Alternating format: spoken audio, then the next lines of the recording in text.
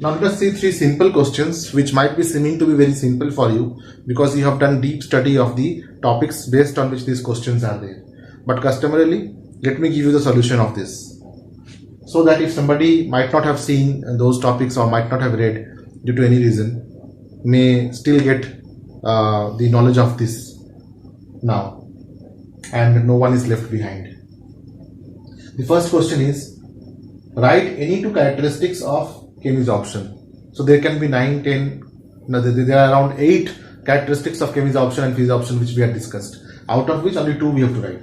So those 2 would be like this. Answer.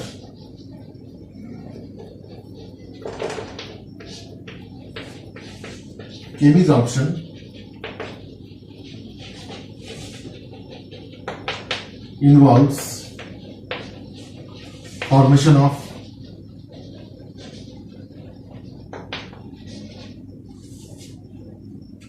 chemical bond between adsorbate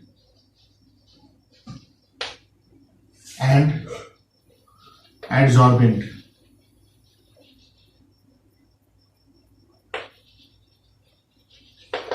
They are highly specific. Second, enthalpy of chemisorption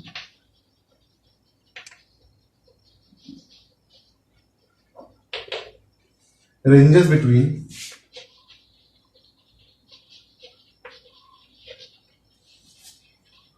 80 to 240 kilojoule per mole.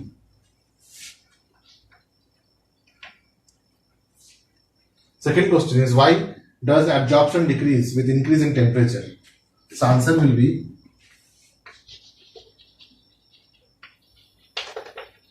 with increase in temperature,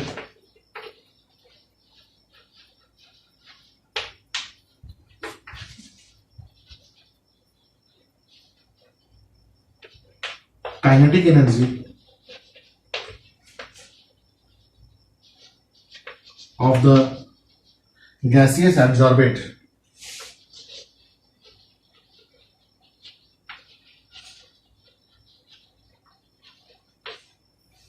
increases.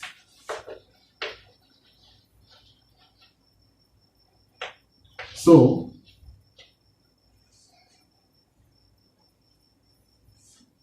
physisorption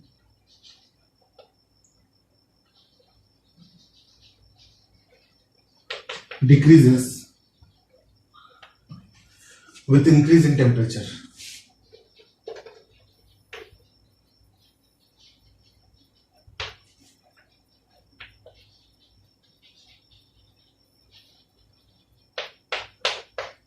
Just like when you come into the class after playing, you remain hot, isn't it? You remain warm. So do you feel like sitting in the class and listening to the teacher? Same is the case of physisorption. When the particles are hot, when the particles have lots of heat energy, then their kinetic energy is so much that they don't try to become stable and adsorb on any surface. They keep on moving here and there. So their entropy, their randomness is very high, and that is why with increasing temperature, the extent of adsorption decreases.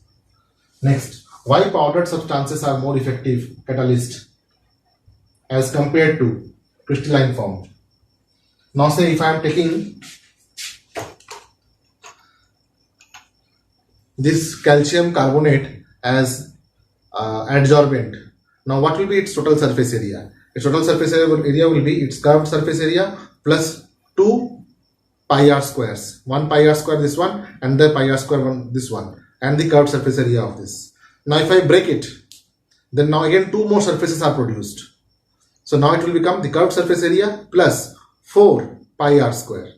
So in this way, if I make it finely grounded, then its surface area will increase. So instead of taking a big crystal, if we take powdered substance, its surface area will be more. So smaller a substance is broken into, more and more new surfaces are produced. As you can see, it will have lesser surface than this one. Now see how much surface is there. One surface is the curved surface area, and then 1 pi r square, another pi r square.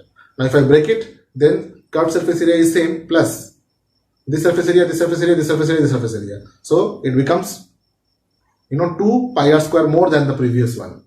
So in the same way, when we finally ground a substance, slowly and slowly its surface area increases, and you know that adsorption is a surface phenomena. So if surface area is more extent of adsorption will be there.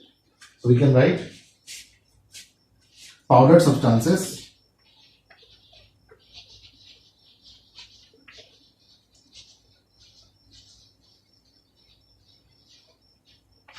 have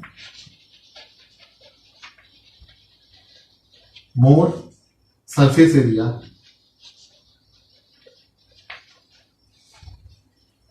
compared to crystalline form. Compared to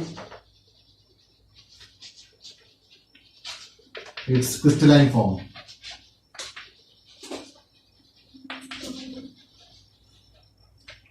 Hence,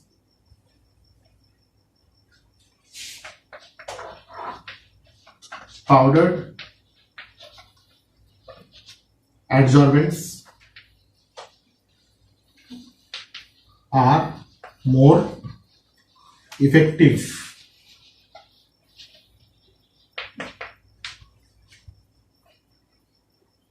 So in this way you can write down in the exam so as to get the full value points